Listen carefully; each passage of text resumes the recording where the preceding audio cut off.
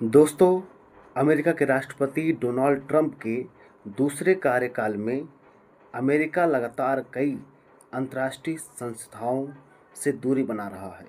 इसी क्रम में अमेरिका ने विश्व स्वास्थ्य संगठन (डब्ल्यूएचओ) और संयुक्त राष्ट्र से जुड़े कई कार्यक्रमों की फंडिंग कम या बंद करने की दिशा में कदम उठाए हैं।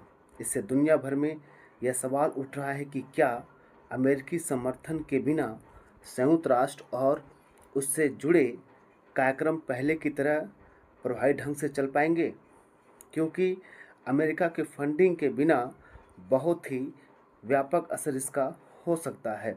अमेरिका लंबे समय तक डब्ल्यूएचओ का सबसे बड़ा फंड देने वाला देश रहा है।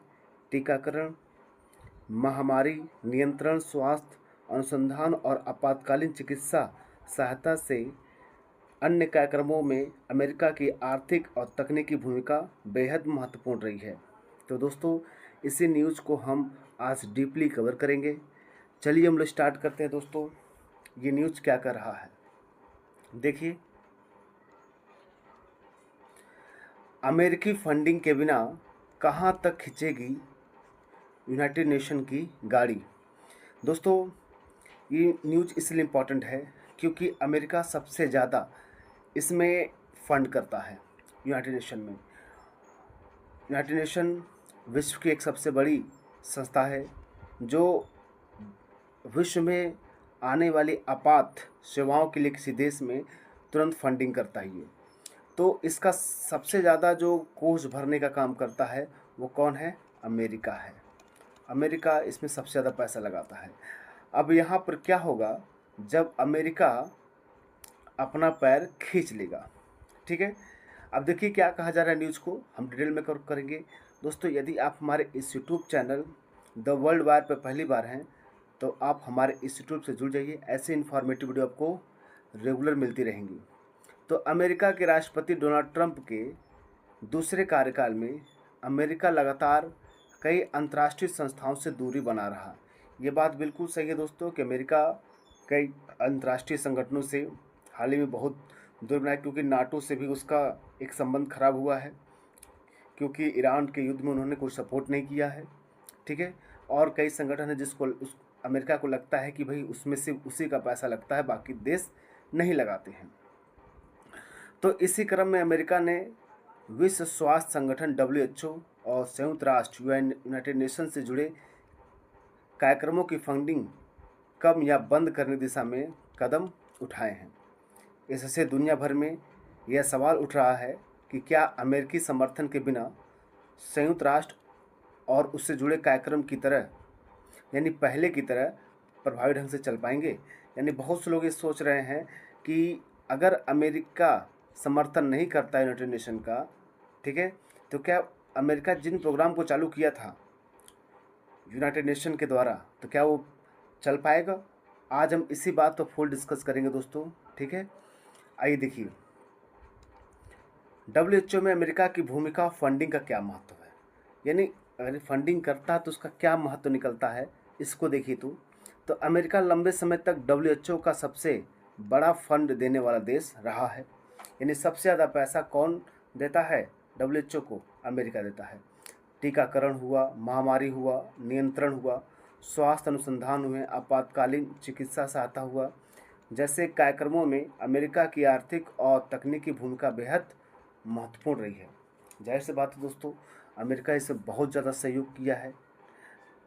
महामारी की निगरानी और नए वायरस की, अब देखिए फंडिंग रुकने से क्या असर होगा, क्या असर होगा देखिएगा। तो महामारी की निगरानी और नए वायरस की पहचान प्रभावित होगी, क्योंकि नई नई बीमारियों का आना, उसके ऊपर निगरानी रखना डब्ल्यूएचओ ज़्यादा काम करता था। गरीब देशों में स्वास्थ्य सेवाओं और दवाइयों की कमी बढ़ सकती है, क्योंकि यहाँ पर भी डब्ल्यूएचओ आगे चढ़कर काम करता था। आपदा के समय राहत और मानवीय सहायता कार्य धीमे पड़ सकते हैं। आपदा के समय तो भाई डिजास्टर के समय जो भी मानवीय सहायता होती थी, राहत सामग्री होती थी, उसको भी फंड करने का काम डब्ल्यूएचओ कर रहा था। लेकिन डब्ल्यूएचओ कौन ज़्यादा फंड करता था? अमेरिका। अब अमेरिका का पैर खींचना कहीं न कहीं बहुत बड़ा एक झटका लगने वाला है। ट्रम्प शासन की इस नीति के पीछे 3 प्रमुख कारण हैं। क्या कारण रहे हैं कि भाई देखिए इसको पहले, ऐसा नहीं है कि उन्होंने ऐसे आकर के भी हटा दिया, लेकिन इसके पीछे भी कई तर्क हैं। अमेरिका फर्स्ट नीति। अब अमेरिका भी कहीं न कहीं अपने देश को पहले रख रहा है, तो अमेरिका पहले अपने हितों को प्राथमिकता देगा, दूसरे देशों और संस्थाओं के बजाय अपने देश पर ध्यान केंद्रित करेगा।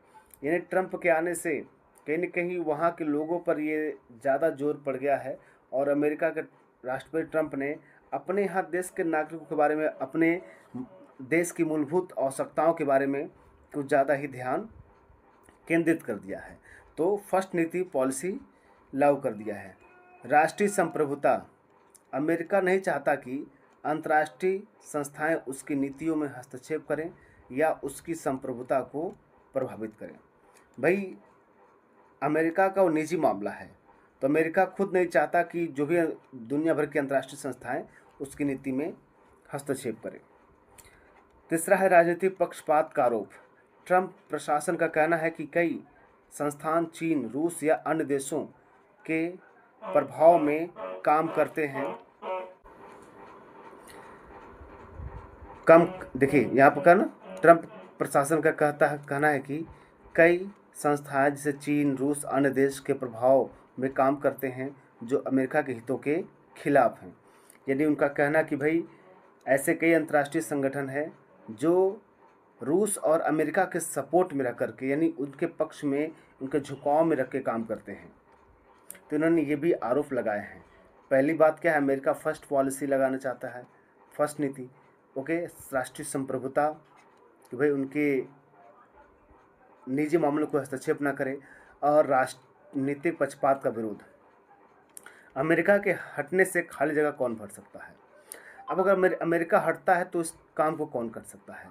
देखिए चीन, यूरोपीय संघ है, कनाडा है, जापान है, खाड़ी देश हैं, ये सब देश हैं। अब देखिए क्या होता है कि अमेरिका केवल आर्थिक सहायता ही नहीं देता था, बल्कि टेक्निक भी, मतलब वैज्ञानिक विशेषज्ञता, शोध और वैज्ञानिक नेतृत्व भी प्रदान करता था। उसके हटने से यह खाली जगह भरने के लिए चीन, यूरोपीय संघ हुए, जापान, कनाडा और कुछ खाड़ी देशों की भूमिका बढ़ सकती है।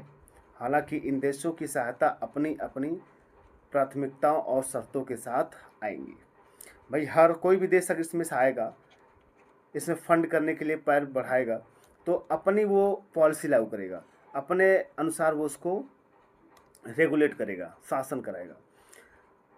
अब विशेषज्ञों की राय क्या है, एक्सपर्ट क्या कहते हैं। विशेषज्ञों का मानना है कि अमेरिका के हटने से संयुक्त राष्ट्र बंद नहीं होगा, क्योंकि यह 190 से अधिक देशों का साझा संगठन है। हालांकि कई कार्यक्रमों की गति धीमी पड़ सकती है और वित्तीय चुनौतियां भी बढ़ सकती हैं। यानी 190 प्लस कंट्री हैं इसमें, तो ये कहना गलत है कि इसमें क्या होगा भाई, ये संस्था बन जाएगी, नहीं।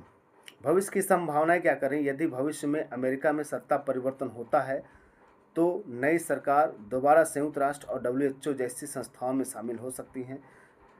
पहले भी ऐसा हो चुका है। जब ट्रंप प्रशासन द्वारा शुरू की गई WHO से बाहर निकलने की प्रक्रिया के बाद राष्ट्रपति जो बाइडेन ने इसे क्या कर दिया, पलट दिया था भाई, इस पर काम करना शुरू कर दिया था। ठीक है, यानी ट्रंप के बाद अगर कोई दूसरा गवर्नमेंट आए तो अगर वो काम करेगी तो उसका कहीं न कहीं सही निष्कर्ष निकल सकता है। हो सकता है कि वो ट्रंप WHO की ओर उनका झुकाव बढ़े और उसको फंडिंग करना शुरू करें। अमेरिका की फंडिंग और नेतृत्व संयुक्त राष्ट्र के लिए अत्यंत महत्वपूर्ण रहे हैं। यदि यह समर्थन लंबे समय तक नहीं मिला तो वैश्विक स्वास्थ्य, मानवीय सहायता और विकास कार्यक्रमों की रफ्तार प्रभावित हो सकती है। ठीक है, और यहाँ पर इसे दिया गया ना कि रुक सकती है। हालांकि कई देश मिलकर इस कमी को कुछ हद तक पूरा करने का प्रयास करेंगे, इसलिए संयुक्त राष्ट्र के पूरी तरह ठप होने की संभावना नहीं है। यानी विशेषज्ञों का मानना है कि भाई ये संस्था तो पूरी तरह बंद नहीं होगा, भले ही अमेरिका अपना पैर क्यों ना पीछे कर ले। ठीक है दोस्तों, तो ये रहा न्यूज। आपको न्यूज कैसा लगा है बताइएगा दोस्तों, और हमारे इस YouTube channel the world wide से जुड़िएगा। ऐसे इन्फॉर्मेटिव आपको डेली मिलते रहेंगे। तो मिलते हैं दोस्तों नेक्स्ट वीडियो में, तब तक के लिए नमस्कार।